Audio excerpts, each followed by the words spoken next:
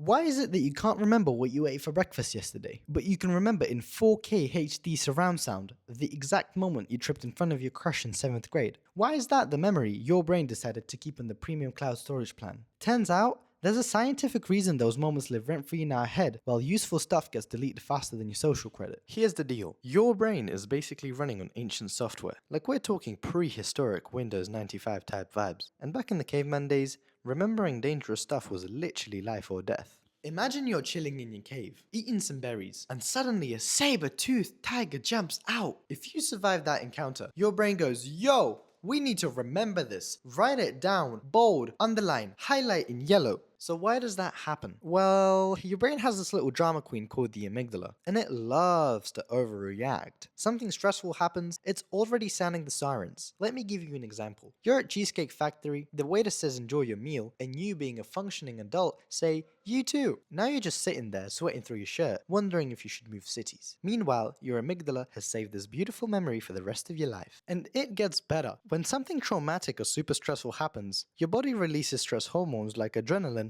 and cortisol. These are like the energy drinks of your brain. They make everything feel more intense. Adrenaline is out here like, yo, everything is a big deal right now. Meanwhile, cortisol is making sure your brain is locked in, paying attention to every single detail. So when you combine the amygdala freaking out, plus the stress hormones going crazy, your brain basically creates a super memory. It's like the difference between a regular photo and a 4K HDR slow motion video with director's commentary. And here's the kicker for you guys. Your brain doesn't care if it's actually life-threatening or just socially life-threatening. That's why you remember bombing a presentation in front of the class just as vividly as an actual dangerous situation. Now, evolutionary speaking, this does make sense. If you almost got eaten by a tiger, you need to remember that so you don't go back to the same spot and become Tiger Lunch Part 2. But in modern life, the system is kind of broken because now we're not running from tigers, we're running from cringe memories. Now, none of those memories are actually life-threatening, but your brain treats them like you barely escaped a natural disaster. And here's the wild part. This is also why PTSD exists. For people who've experienced actual trauma, that memory system goes into overdrive. The brain keeps replaying those traumatic events because it thinks it's protecting you,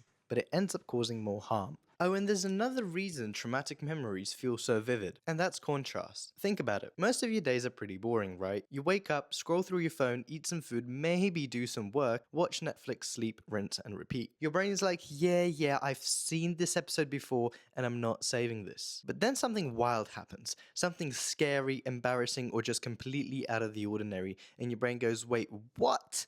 This is new content. This is different, and I'm saving this. It's like how you remember the one time you saw a celebrity in public, but you don't remember the tens of thousands of random people you walked past the same day. Your brain loves novelty, especially when it's emotionally charged. So traumatic events stand out because they're different from the mundane routine. They're the plot twists in the otherwise boring sitcom of your life. Alright, so is there any good news here? Can we delete these memories or something? Well, not exactly. But here's the thing. Over time, these memories can fade. Your brain has a process called memory reconsolidation. Every time you recall a memory, you're actually rewriting it a little bit. So the more time passes and the more you process the event, the less intense it becomes. It's like watching a scary movie for the 10th time. It's just not as scary anymore because you know what's coming. Also, therapy and techniques like EMDR, eye movement desensitization, and reprocessing can actually help people reprocess traumatic memories so they're less overwhelming. Science is pretty cool like that.